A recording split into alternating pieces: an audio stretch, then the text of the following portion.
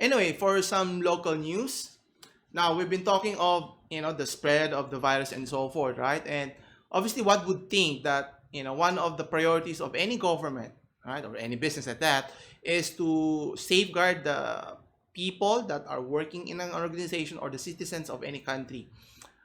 But sad to say, for our 2021 budget, the Philippines sought to focus on other aspects of the budget, which is kind of disappointing. And it's not the health that we're prioritizing based on the data that will be shown later on. So, what was, I won't say concerning, what was funny, if you think about it, the 2021 budget was being hyped as a pandemic budget to help ease the burden of, the medical supplies, the facilities, helping every part of the logistics process, and especially for the vaccines, how it's going to be provided for everyone, right? But that's not the case. Actually, what happened is the budget for the 2020 increased by 10%, which is good in a sense. But majority of its projects has focused primarily on infrastructure projects, building of bridges, roads, buildings. Yeah, it makes sense, I guess, to help businesses. But at the end of the day, you need people to build it. If people get sick, no one's going to build it, right? And the point of trying to mitigate the pandemic, it doesn't make sense, and it's somewhat counterintuitive. And let's dive deeper here. So in terms of the funding of the vaccine, which is kind of funny, they've only allotted 2.5 billion. Now, some may say it's a big amount, but 2.5 billion is chump change if you did the math here. So let me show you here. So if it's 2.5 billion of amount that is allocated for the vaccines, can you guess how many people would be vaccinated if the cost of each vaccine, or in this case you need 2 doses, that's 3,629.5 pesos. So the 2 billion will only get you to almost 700,000 people. 700,000 people. And take note, that's less than 1% of our total population. We're roughly a little over 100 million as of this year. So we need that herd mentality. We need a majority of our population to be inoculated or vaccinated so that everyone can be protected in the long run. And 1% is not going to get us anywhere. And guess who's going to get that 1%? Who will be prioritized, right? That's another question altogether. And there were mentioned that there are additional 70 billion that is as good as funded. As good as funded from where? And they're saying that it's going to be funded by foreign loans and grants from multilateral agencies.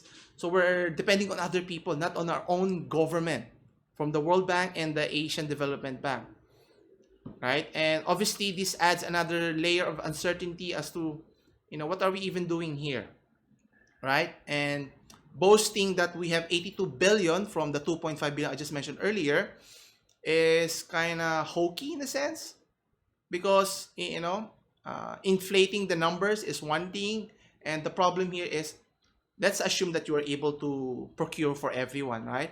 It's not just getting the vaccine is the problem, is the logistics of the vaccine deployment is another, as mentioned in the article. How do you store it, right? Where are you supposed to store it? You need a proper facility to manage those vaccine. And in terms of people who are going to vaccinate it, they need to be properly trained, right? And obviously getting them administered is a more complex thing. It's not just like, drawing a blood and so forth, right? So, and let's see here. So, where was it? There you go. So let's take a closer look here. So based on the data here, it's very concerning. Now, yeah, before I forget, so in terms of the budget here, as mentioned, the 2.5 is the one that's for sure that's going to be allocated for the vaccine. As for the rest, look at the term unprogrammed appropriation. Who's going to provide that?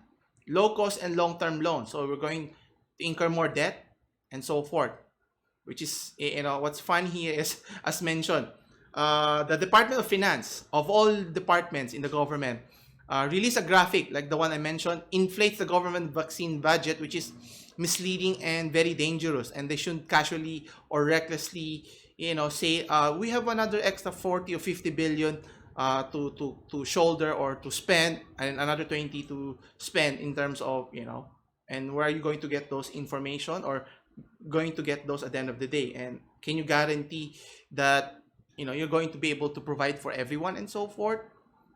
Anyway, as mentioned, so regarding the, the different projects that was prioritized, so here's the key here.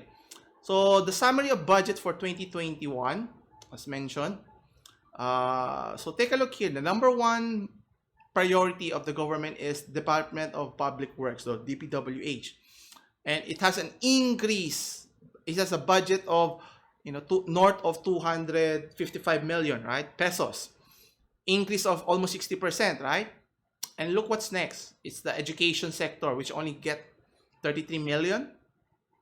Sorry, 33 million. The billion, my mistake, sorry. So 33 billion, only increase of 5%. And again, with the pandemic that's going on, one would think that the health would be a priority, especially for other countries, as mentioned. So let's take a look closer at the bottom and see now. So you can see here the justice, TESDA was not prioritized. Tourism, took a decrease in terms of their budget. And then you have the DNR. You can see here SB Corp took a significant change.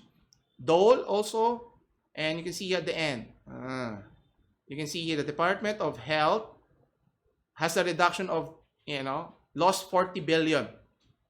So that's a decrease of 23%. And then you have agriculture. And what's worrying is the DSWD even suffered the biggest loss here. So the gains at the end of the day are the public works. The the losers here at the end of the day are the people here, meaning people are this who needs to be taken care of, the children, the elderlies, and so forth. And then obviously the health of the people of the nation should be prioritized. I don't know what's more important, because at the end of the day, how can you improve the state of the country if there's no people to run it with, right? You need people, you need employees, you need workers, and so forth. If they're sick, doesn't matter if you have the facilities. Who's going to build them anyway, right? And that's a big problem. And one of the issues, as stated by one of the senators, Mr. Panfilo Lacson, stated that the billion pesos project worth 68 billion pesos are, based on the news of skeleton project wherein multi-million, multi-purpose buildings that have been left unfinished. Where did the money go to, right? So, that's one of the other issues. And, obviously at the end of the day, the economic recession is still raging. So at the end of the day, we need to prioritize first, help save our people, recover the economy so that we can move forward from here. And obviously, the issue here is the health of the Filipino people, as well as what will happen to them. Will they be still in poverty? Can we help them get out of poverty is another thing. And obviously, wasting money on projects that does not address an immediate problem is, somewhat a missed opportunity, so to speak.